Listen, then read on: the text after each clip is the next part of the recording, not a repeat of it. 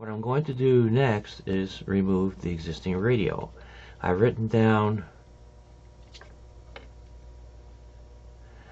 the connections for the rudder and an electronic speed controller, so I know which channel goes on which, and that doesn't really matter much. We can always refigure that out anyway. And then I'm going to pull the antenna out, that long AM radio antenna. Compare that antenna, here's the length of it, to 2.4 gigahertz antennas. And these are actually kind of long, but these really work well. And what you do is when you put them in a boat or airplane, whatever you want to use them in, you place the antennas so that they're 9 degrees apart from one another.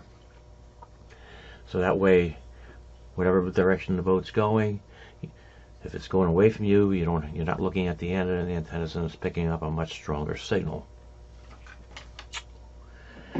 So we've got that out. We've got the tubing that holds the old antenna out. This guy is gone.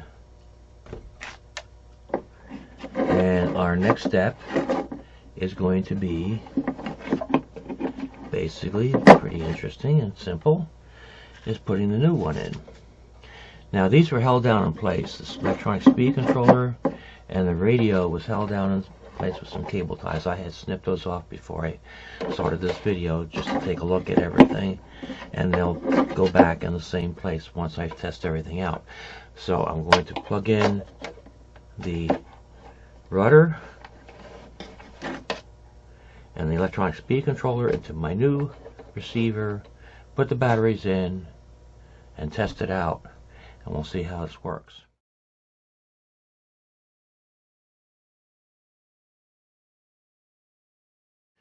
Okay, now we've got the receiver and the transmitter bound together. I added the new model on here, which is going to be Model 3. Put the title in, Coast Guard 47 ML. They only have 8 characters. We've got the receiver and the transmitter bound together, and they are working fine. Just follow the manufacturer's procedure for binding the radio together. I set up a new model, so now I'll have model number 3 on here. So I switched the plugs around a little bit. So I got the sticks that I want to operate the rudder, which is I typically do on all my boats, so they're all the same. I've got the right and left rudder, and they are turning in the right direction. I have this channel for the forward and reverse. It's going to get a little noisy for a second here. Perhaps the shafts need to be lubricated. They probably haven't been lubricated in about 10 years, so I'm not going to run it too fast, but it's fast. And reverse had a little bit less speed to it, which is good because you don't want to swamp the boat going in reverse. In fact, electronically, I can even turn those down a little bit. So we've got that part done, and that's a success. That's going to turn off the power to the radio and the speed controllers. And maybe we'll see, I don't know if this will work. We'll flip this switch over and see if there's any lighting on here, and if so, if it works.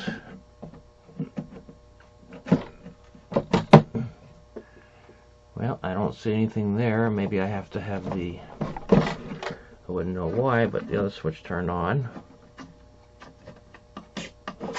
for the radio. Ah, that's true. So we've got the blinking beacon on the top. I guess those are not functioning lights in there. There's a little plastic lens that looks like a little LED, but I don't see them blinking. So basically it's the beacon on the top and the running lights that I have. So I have to change the running lights so that they run constant. And I might do that with another servo as far as the beacon on the top goes. I might have that so I can flip a switch and the beacon will turn on and off. That seems like it would be a better function. So anyway, there we are for that portion, and all I have to do is sit in here and make some tie downs. I want to neaten up the lines here a little bit. I want to tie down the radio and the speed controller and the antenna wires, and then kind of clean these up with some maybe cable ties, maybe some cross pieces in here that'll hold the wiring straight.